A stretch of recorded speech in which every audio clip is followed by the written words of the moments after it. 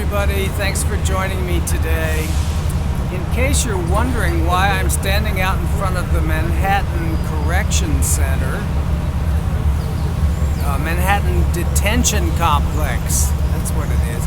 There really is a reason. I remembered the other day a wonderful experience I had back in the 90s. I was asked to judge a contest among chefs working in the New York City penal system. So this was the first annual jailhouse cook-off, and it was a lot of fun, and the food was pretty good. So there was one particular pork chop dish that I remember clearly, and I've been making it ever since. And so I thought that would be fun for today's post. So before we go into the kitchen, though, I have another little order of business today. Co-Promote asked me for an interview. So of course I said, fabulous, let's do it. So let's start right here. So Co-Promote, go ahead and ask your first question, and we'll get started right out here in front of the correction center.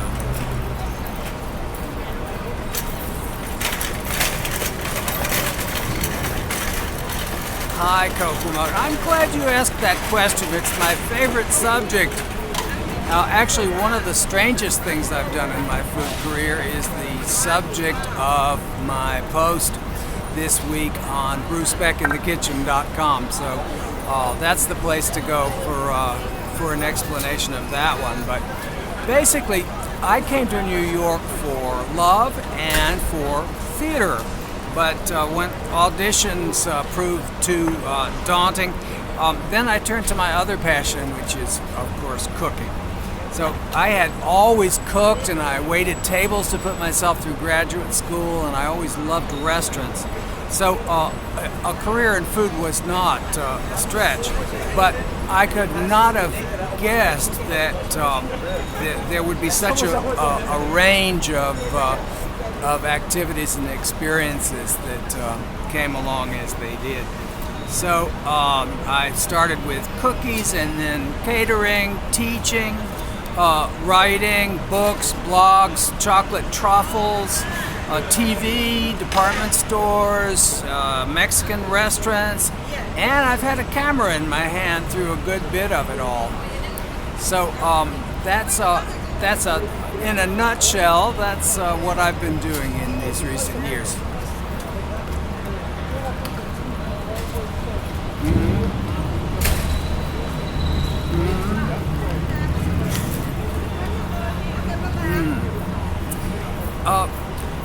Classes, like my blog posts and my YouTube videos, are always about good food and safe, solid technique that it takes to create good food, which all leads to the sheer pleasure of being able to step into the kitchen and efficiently and comfortably create a satisfying meal.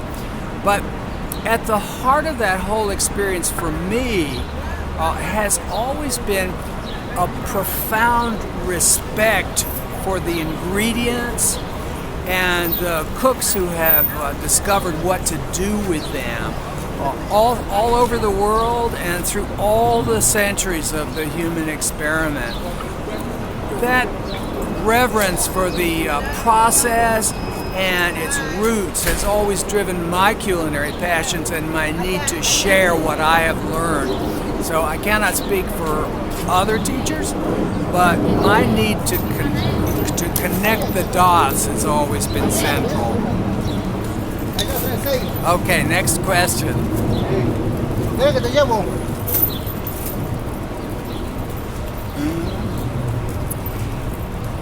My love of language developed with my love of good cooking. I find them inseparable.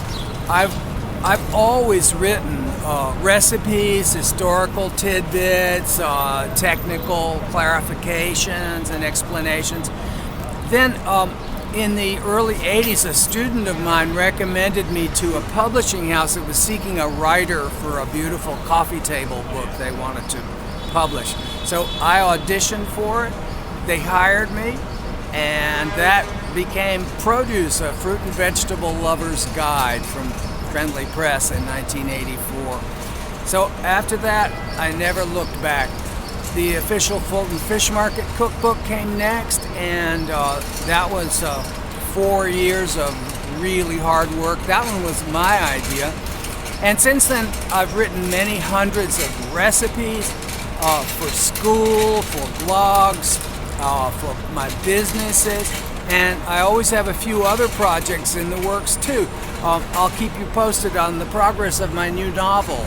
That's one of my favorite things going on right now.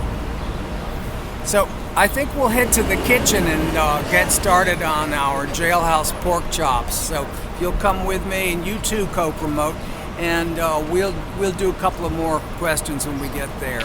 Okay? Thanks everybody. See you in the kitchen. For our jailhouse pork chops, we're going to start with thin sliced, center cut chops. Now these 8 chops, this is the kind of recipe that I usually do. They weigh about 3 pounds, something like that. And they'll make 4 servings, or maybe 8 if you're serving other things too. So our first task here is to season the chops nicely with salt and pepper, and we'll get some oil heated in a large skillet. That's like a 12-inch skillet. A deep one is the best. A covered saute pan is ideal for this recipe.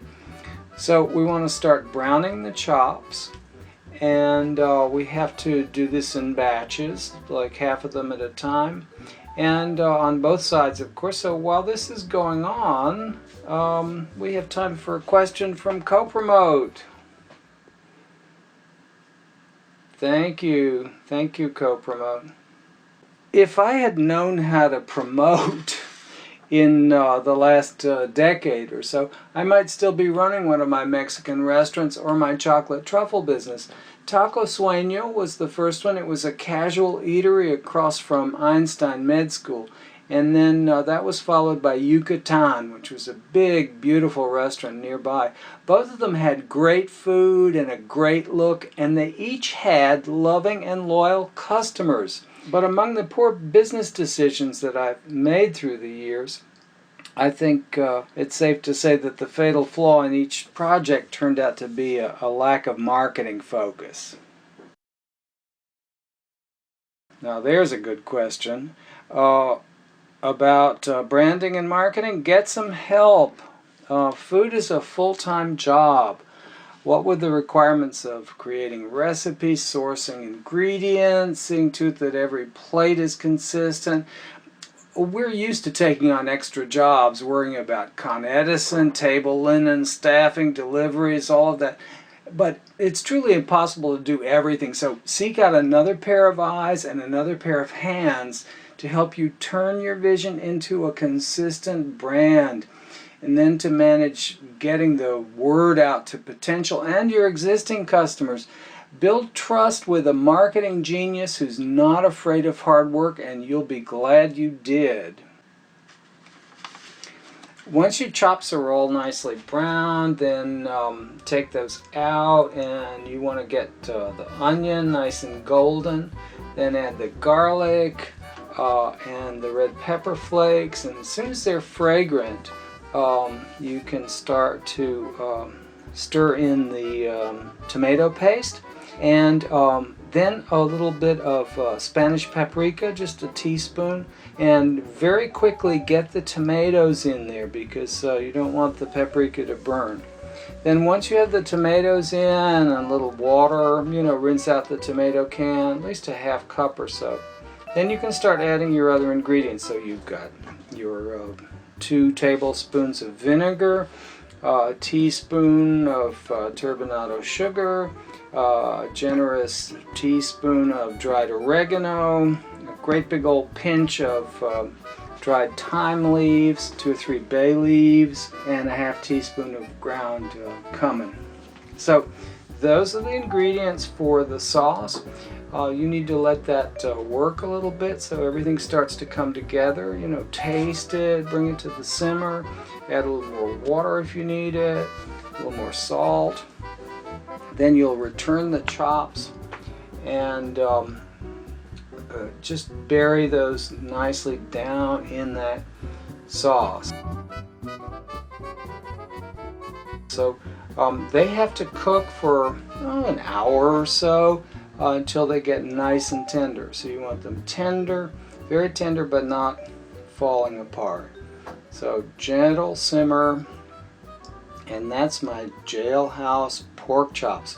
The recipe's at brucebeckinthekitchen.com.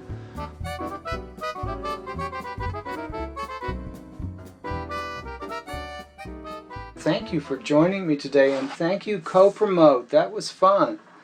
And brucebeckinthekitchen.com. Please drop in. I always love to hear from you. Leave some comments.